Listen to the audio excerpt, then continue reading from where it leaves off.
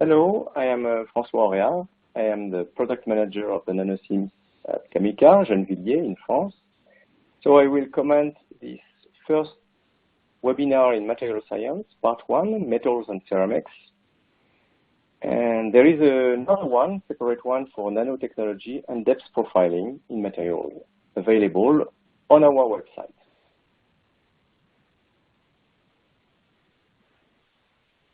This first example in ceramics comes from the National Institute for Material Science in Tsukuba, Japan, equipped with a NanoSIMS 50. Here we see in a YAG sample, yttrium aluminum garnet, the lateral distribution of the silicon dopant.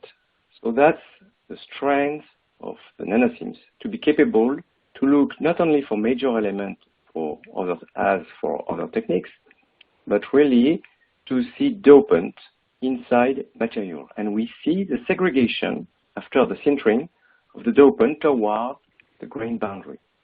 Note the short time necessary to record this image. Typically, these images are a few tens minutes. When we zoom, we have a good view together with something like 100 nanometer resolution. Often we need to display the images in log scale to reveal the high dynamic range that is acquired in the NanoSIMS.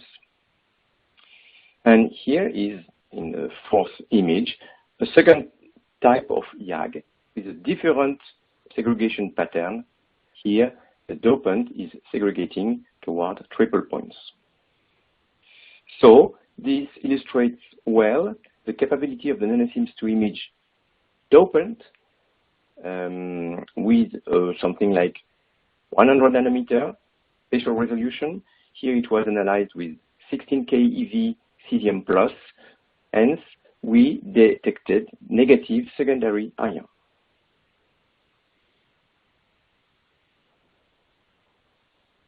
This second example of ceramic was provided by Tom Huffner from Carnegie Mellon University in USA, and it's an alumina doped with yttrium and then annealed. So the difference with the previous example is that it is here analyzed using O- primary ion beam, and then as the NanoSIMS requires opposite polarities between primary and negative and secondaries, we detect positive secondary ions, and we detect sodium, aluminium, yttrium, and trying to detect zirconium.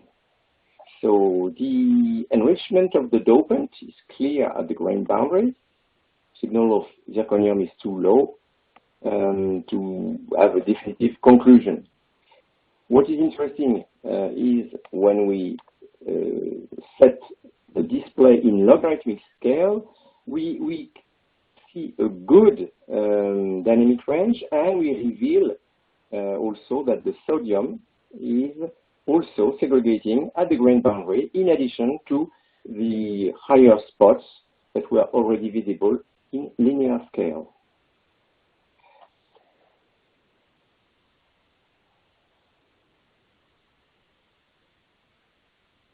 I selected this aluminium alloy example from Santef in Oslo, Norway, to show the sensitivity that is achievable on the NanoSIMS. Here we use O- primary to detect electropositive species. We imaged sodium, silicon, calcium, iron, and strontium. So as you can see, the image is over 50 by 50 micron and lasted only 3 minutes. Then, at the end of the analysis, we draw a line inside the image and extracted the pixel intensity to reveal the curve along the different precipitate or phases. What you see is a line scan in logarithmic scale what is interesting to see is that the scale in Y goes from 100%, so pure elements, down to ppm level for some favorable, well-ionizing elements, so such as calcium, strontium, for example. These are quite sensitive elements. Sodium also is very sensitive. So it illustrates that with only 3 minutes, we are capable to detect a large range of sensitivity in imaging mode. So that's one of the main characteristics of the NanoSIMS.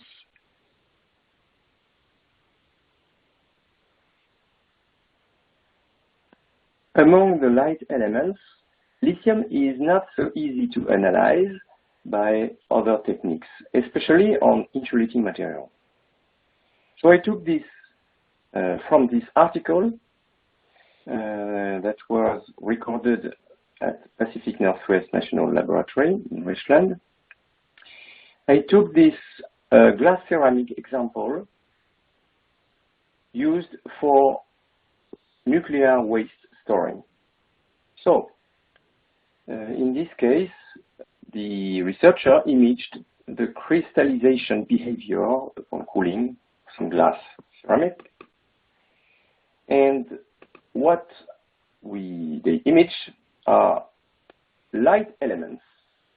We see on the left lithium, boron, silicon, aluminum. You will notice that lithium, boron, and aluminum are analyzed as negative oxide ions because the primary beam used here was cesium plus. So the NanoSIMS imposes opposite polarity for primary and secondary ions. And on the right, we can see another area with different crystallization behavior. So the NanoSIMS enable lithium analysis without any problem. Here it is analyzed as lithium oxide, but it could be analyzed with lithium as lithium plus ion if we would use the O- primary beam.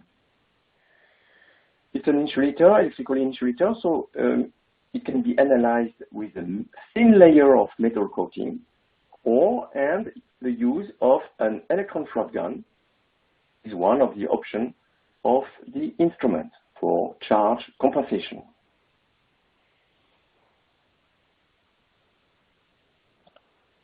These results are taken from a publication by the KBASI NanoSIMS user group, Korean Basic Science Institute in Busan, Korea, and it is focused on lithium-ion battery.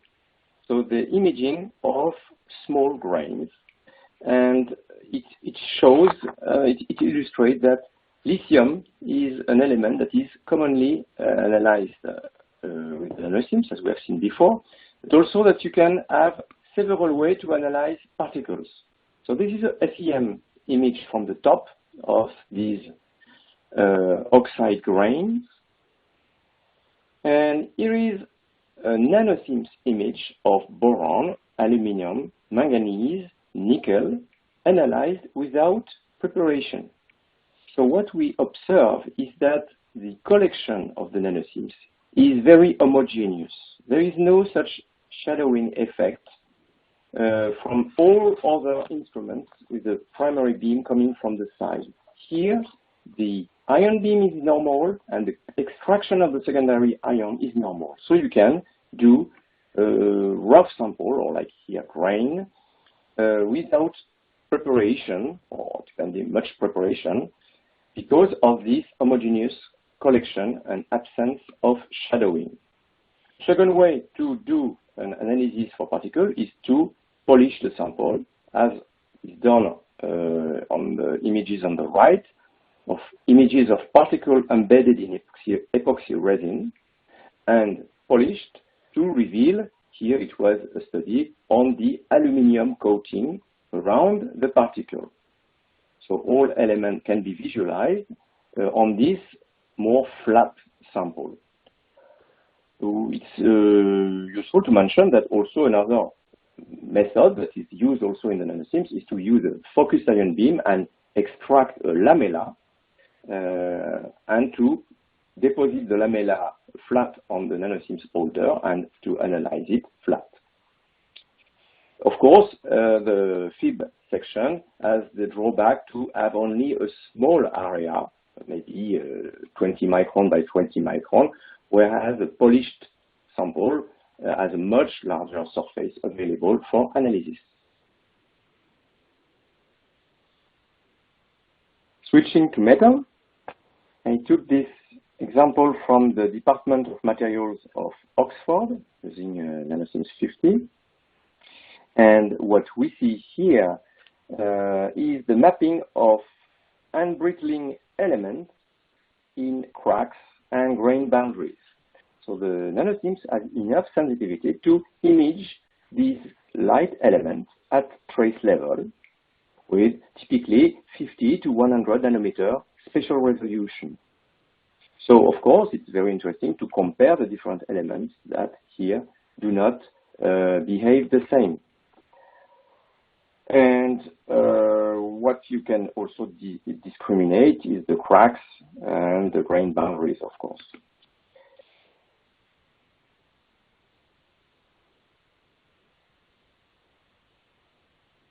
So, applying this technique to study cracks in steel require analyzing a lot of areas to get some statistics and some meaningful and representative results. So that is why it's impossible to use TEM or atom probe tomography at each site if you want to analyze tens or more crack ends. So that is why the group of Oxford has adopted a different strategy.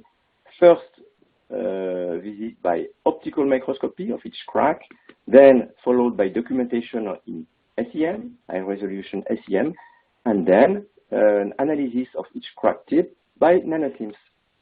And eventually, in some interesting cases, analysis of atom probe or TEM after the sample extraction and analysis.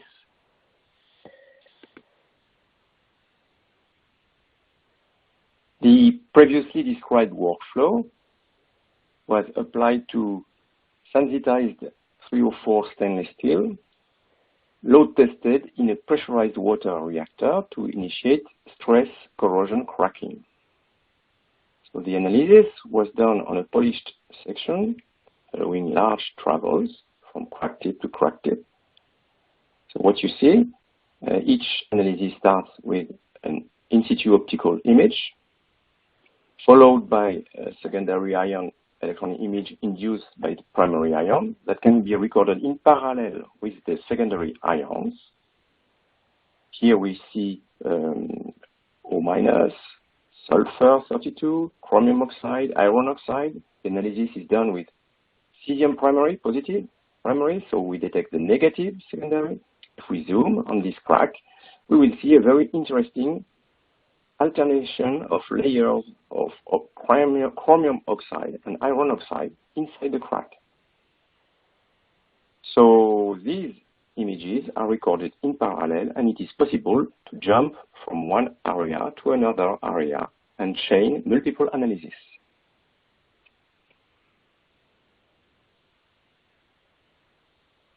To conclude on this type of example, we can show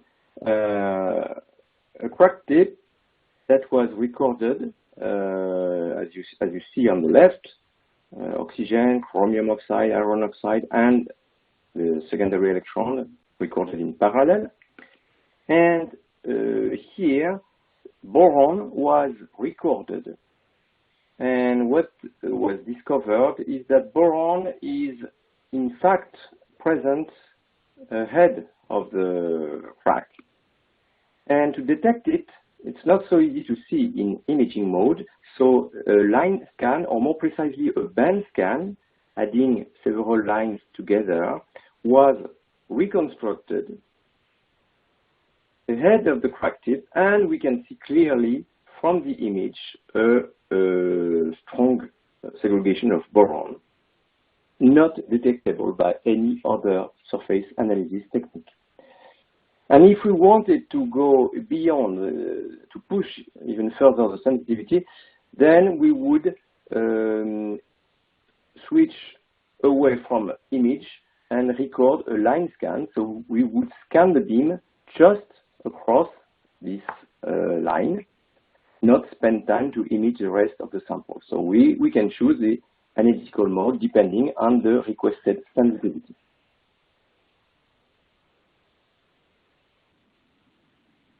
After boron, let's move up one mass to carbon. Here I selected an example of carbon detection in steel. In this microstructure of martensite and ferrite, the martensite has approximately 10 times more carbon than in the ferrite. So we have an image, electron scanning, and then the NanoSIMS image. Here we display carbon, oxygen, CN for nitrogen, silicon, and aluminium imaged as Al. So all these images are negative ions because we scan the beam, we use a primary beam of cesium plus. One should note that we have a good sensitivity and a good resolution at the same time. So we have here a spot size of 120 nanometer. So let's say typically be 5 times better than EPMA, electron probe microanalysis. The acquisition time is only 11 minutes. And the big difference with EPMA is that SIMS imaging is very surfacic. So here the image comes from a few nanometers in depth compared to, let's say, micron or in EPMA. So good sensitivity and good lateral resolution and a low background due to a very good ultra-high vacuum, so no recontamination from the vacuum.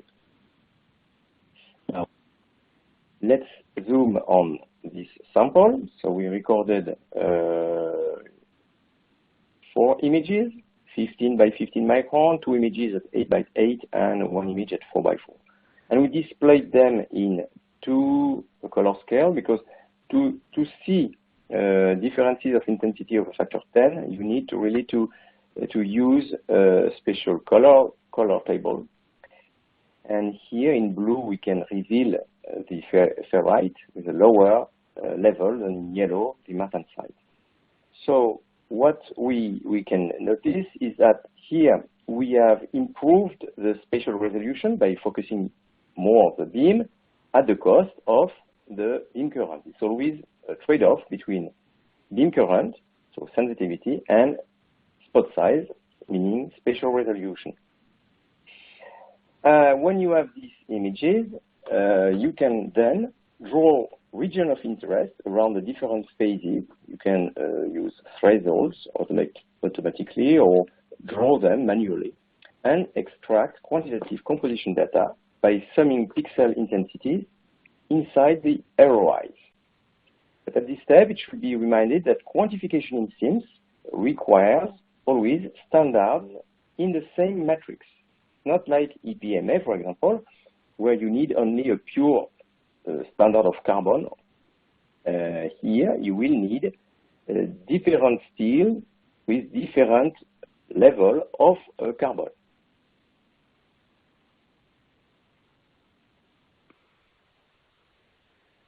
We will now switch to the use of isotopic tracers in material science.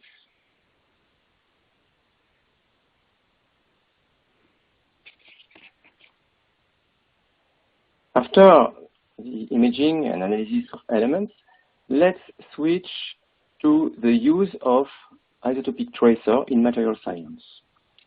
To do this, I selected a paper from the University of Oxford, and this scientific article is focused on the oxidation of zirconium alloy in a nuclear reactor condition.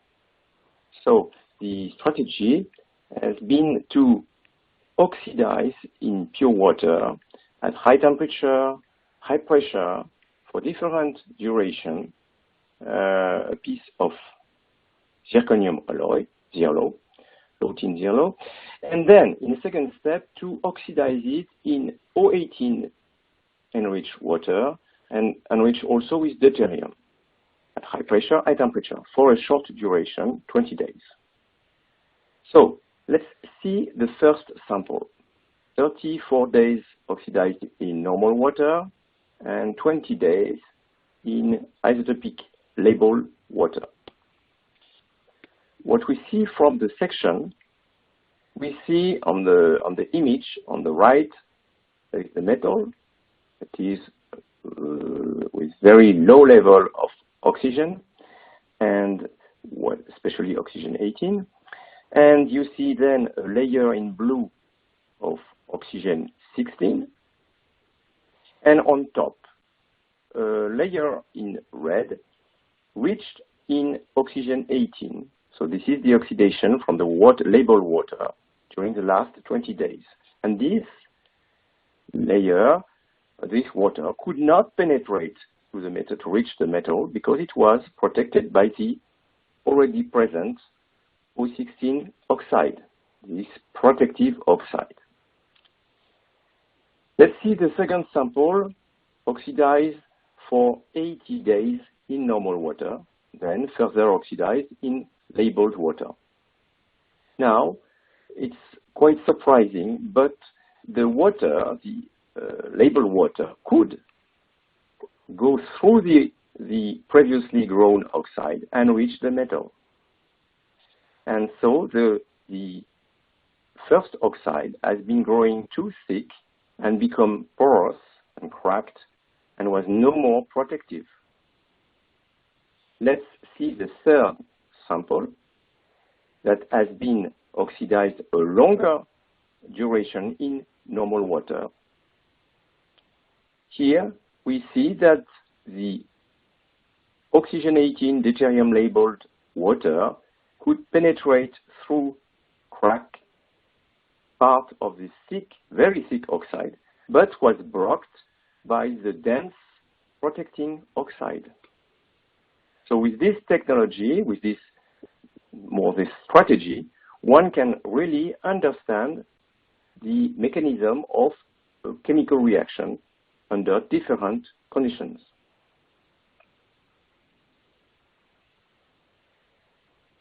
This image is a cross-section of these oxides and reveal the type of crack that can be coming from a too thick porous sample, and we see the penetration, the local penetration of the water signed by the O18 divided by O16 oxygen ratio. With this tracer, we have a way to trace and image the path of the water through the porous oxide.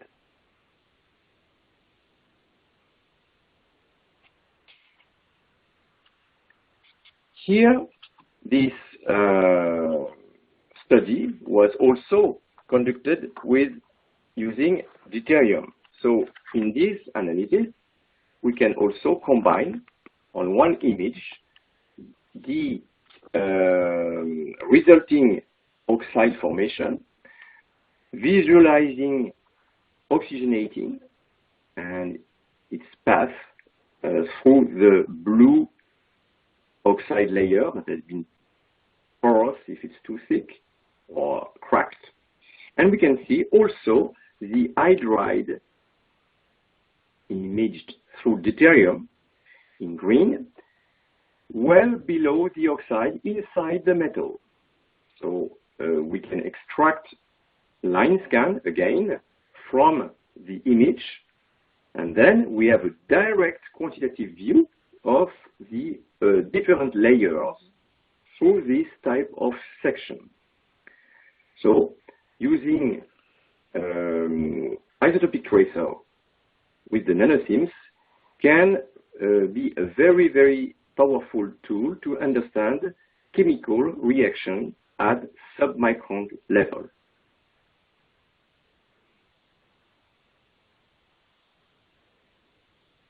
So I took this scientific paper from the Manchester University group using a NanoSIMS 50L on the hydrogen embrittlement of nickel-based superalloys that are promising alloys, but it's difficult to study hydrogen in general. So here, the NanoSIMS was used in combination with cathodic charging in water enriched with deuterium, 40% of hot water and 60% of normal water. So the hydrogen and deuterium penetration depth is estimated to be 140 microns. After loading the samples of the superalloy were transferred into the NanoSIMS within 1 hour, and the analysis was done 1 day after, 20 hours later. So before the NanoSIMS analysis, the sample was loaded in SEM equipped with EDS in order to image the different phases in this material. So we see here the gamma matrix, the nickel niobium delta phase, the elongated phases, niobium carbide, and titanium nitride.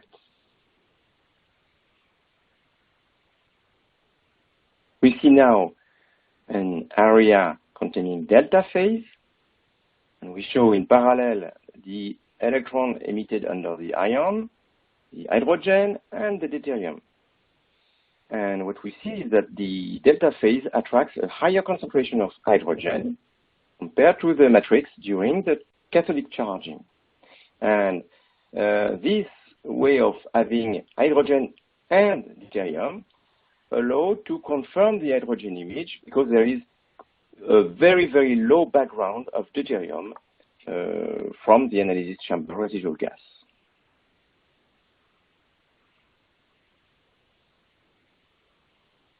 This is an other area containing both the delta phase and carbide, displaying secondary electron, deuterium, oxygen, carbon, and also deuterium divided by carbon for normalization. So on this image, we can draw a line scan, or more precisely a band scan across a delta phase to reveal the increase of deuterium in the delta phase without any increase at the interface between the delta and the gamma phase.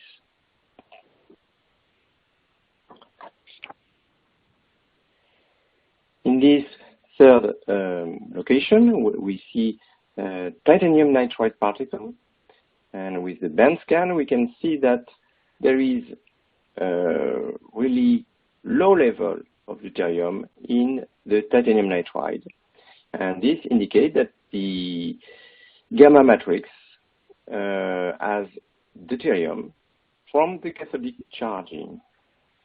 The niobium carbide particle shows the same trend, and also in both cases we see that there is no storage of hydrogen or deuterium at the interface between the particles and the matrix.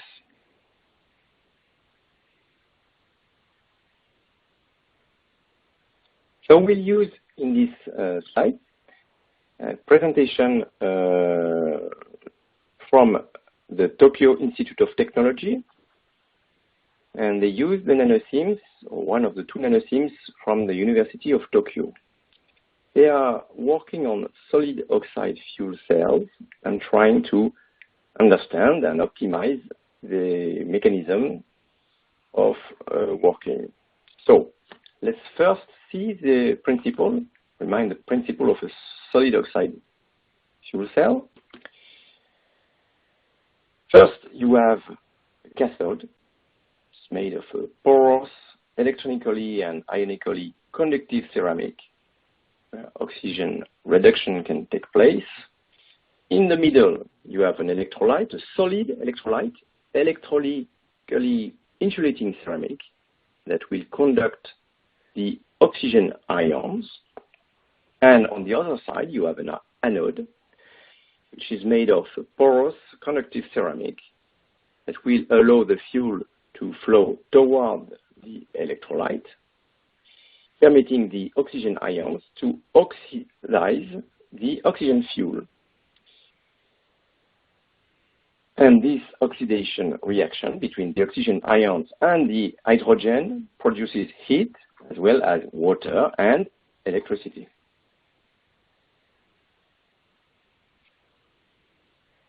The experimental setup used in this scientific publication is described in the graphic. The cathode is made of strontium-doped lanthanum, manganite, and scandia-stabilized zirconia. And this cathode will be the subject of the study, the measurements that we will show in the next slide. Indeed, the experiment has the specificity to incorporate helium jet gas so that it allows to freeze or to quench the cell that is working at high temperature. So with this setup, from the working temperature of above 1000 Kelvin, it can decrease in a second down to a few hundred Kelvin.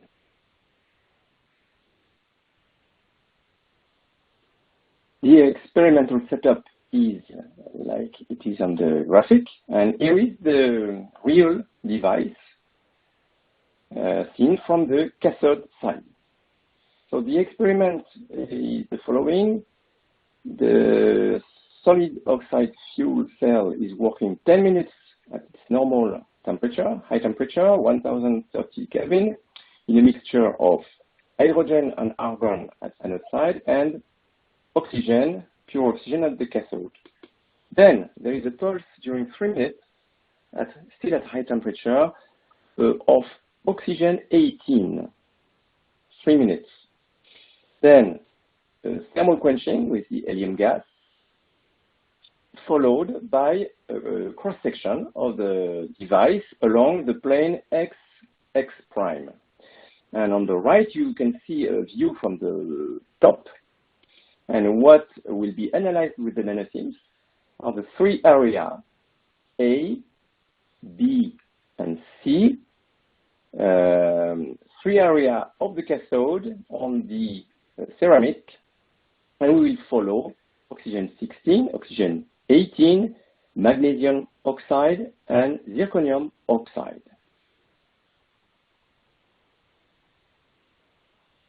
First, the image on area 1, the reference electrode that is non-biased.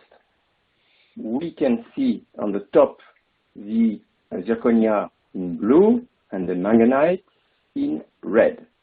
And then on the bottom image, we see the enrichment of oxygen 18 over the natural ratio. So what we observe is that first, the grains are well resolved with a good resolution of the NanoSIMS, 50 nanometer, normal incidence, so no problem for topography or hiding. And the two phases are chemically identified, in red and light blue. We also see that the oxygen 18 is uniformly distributed in the zirconia phase, a ratio of 0.25, so a good exchange and diffusion to the bulk. The natural ratio is kept inside the manganite bulk with its low oxygen diffusivity. Now let's see the that is in the cathode, but not under the current collector.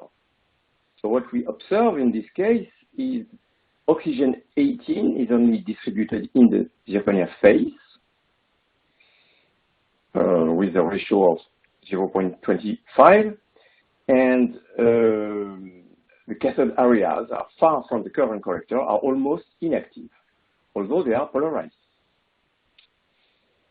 Now, under the current collector in the area C, what we see is that in this case, the O18 enrichment is uniform in the zirconia phase, but at a much higher level.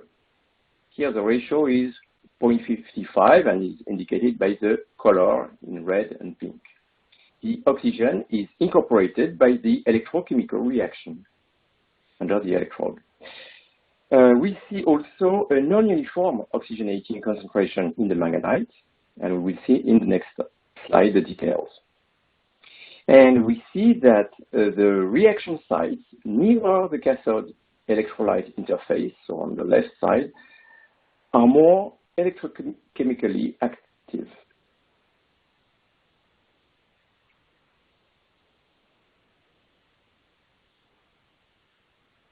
Once these images are recorded, one can push the analysis further and extract very localized line scan inside the images to see if the diffusion coefficient fits with a classical law of diffusion. So this is an image on which, from area C, where many spots have been analyzed and fitted with a diffusion curve to derive local diffusion coefficients. So it's not extremely visible at this side on the image, but with this, one can really study the variability depending on the grain constitution, on the size, on the distance from the electrode, and see and try to understand the mechanism and optimize the construction of such porous material to optimize the condition and the working efficiency of such solid oxide fuel cell. So this is an example of very localized use of isotopic tracer to derive, for example, in this case, diffusion coefficient and optimize some device.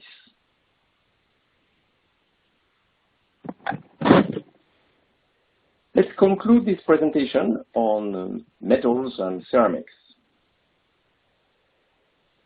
Among the points illustrated in this presentation, we have seen the minimal need of sample prep for metals or ceramics. We need the sample to be flat and sustain ultra-high vacuum. If we prepare lamella, we can correlate with TEM analysis. We can analyze most elements of the periodic table at trace element level. Very good sensitivity, including hydrogen, beryllium, lithium, up to plutonium and higher. For atmospheric elements, the NanoSIMS offer excellent performance thanks to fast, continuous sputtering, so it's not a pulse beam, continuous sputtering, and extremely good vacuum around the sample, so minimal sample contamination. In addition, we collect nearly 100% of the secondary ions that are emitted from the sample. So the NanoSIMS, with its high mass resolving power and good transmission, allows isotopic tracers to be used for studying chemical reaction with high lateral resolution, 50 nanometer, and excellent depth resolution, 10 to 20 nanometer. So the NanoSIMS 50L is really an original microprobe combining simultaneously, that's the key word, 50 nanometer lateral resolution, parallel detection of 7 masses, extreme sensitivity, and high mass resolving power. So we can see it can be seen as a sort of analytical bridge between very limited field of view but very high resolution analytical technique like TEM or atom probe, but requiring sometimes tedious sample preparation, and other more conventional analytical techniques like time-of-flight SIMS or conventional dynamic SIMS or field emission Auger, all lacking sensitivity or lateral resolution or suffering from interferences. So I hope you were interested by this presentation. Thank you very much for your attention.